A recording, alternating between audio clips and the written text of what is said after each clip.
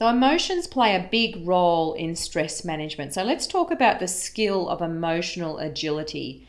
And at its core, emotional agility is about knowing yourself and developing a greater level of control over your feelings and reactions. With greater emotional agility, you can maximize your confidence, you can turn negative emotions into positive thoughts, and respond resourcefully in a way that you might not even know that you're capable of right now, but you are. Emotional agility is one of the most valuable business skills you can possess, and you're all capable of improving this skill quite quickly. It just takes a bit of practice. So how do you do it? So this is drawing on the work of a couple of experts here, Suzanne David and Christina Congleton, and in their Harvard Business Review article called Emotional Agility, How Leaders Manage Their Negative Thoughts and Feelings, they describe 4 steps for building emotional agility. And they say that people don't stumble because they have undesirable thoughts, because we all have them, that's inevitable. They stumble because they get hooked by their thoughts, like a fish caught on a line, and they buy into their thoughts, treating them like facts. And over time then, they're turning these thoughts into beliefs, and then they get really stuck with them.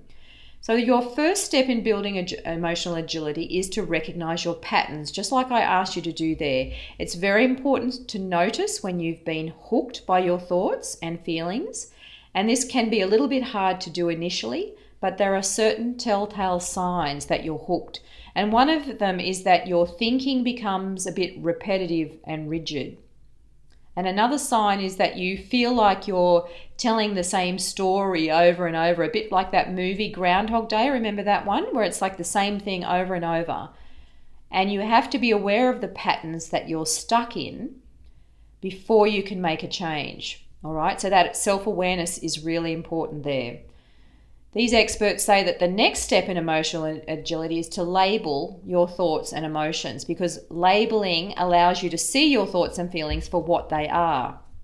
They are transient sources of data that may or may not prove to be helpful. So we're all capable of taking this detached view, like that helicopter view of our inner experiences. And this is what we call mindfulness. It's about bringing your awareness to your present moment, where you ask, what am I feeling? And you label it. And then you ask, what am I thinking? And this not only improves behavior and well-being, but it also promotes beneficial biological changes in the brain at the cellular level. So the next step in emotional agility is to accept your thoughts and feelings. So the opposite of controlling is accepting. So you don't have to act on every thought or feeling or resign yourself to negativity. Remember, our thoughts and emotions are not facts, they're data. But you can respond to your experience with curiosity and openness. You can notice you're feeling angry or upset, and you can accept that. I'm feeling upset right now. And then you can be curious about how that came about and how else you could think about the situation. So emotions are a signal that something important is at stake and that productive and skillful action is needed. And step 4 in building your emotional agility is to act on your values. So when you unhook yourself from difficult thoughts and emotions, you expand your choices. You can activate your free will and decide to act in a way that aligns with your values. This is about making a choice about your response and reality checking whether it will serve you or sabotage you in the long term as well as the short term. So asking that question, are you being the person you want to be, the leader you want to be? So the mind's thought stream just flows endlessly, and emotions change like the weather.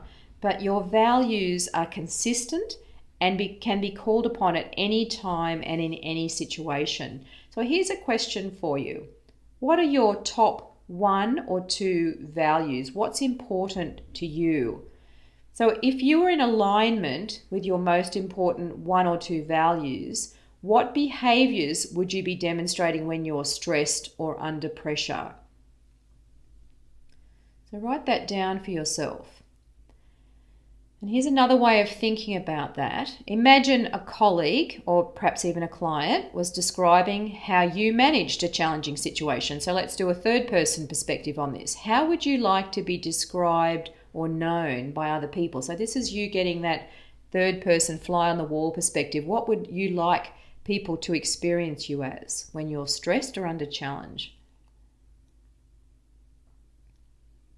So hopefully you've got some ideas there about a value that comes to the surface there, because these are very important. Now here's an example. A few weeks ago, I was actually running a workshop at a client's premises and my normal contact person wasn't in that day.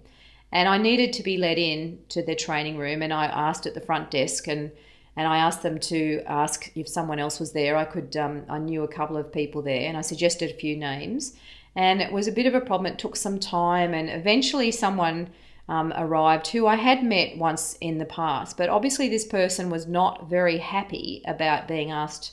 They were probably busy and didn't want their work interrupted, and they weren't real happy about this request to assist me. And seriously, it was only a 5-minute task, but the person basically did no greeting with me. She opened the door for me, but she was incredibly abrupt. Now I was thinking about this and I thought to myself, wow, that was a choice there. We all have a choice, as long as we have self-awareness. And in that situation, there could have been a choice to be respectful, which is one of our values. And this person actually chose a different value. And it was an interesting experience for me, because I thought the interesting thing is it probably took more of a toll on her than it took on me. But it was interesting to think about behaviors. This flustering, huff and puff and rudeness was a choice. So either way, your choice has the most impact on you. Remember that. I wasn't in a stress response. She was in a stress response. So it has more of an impact on her.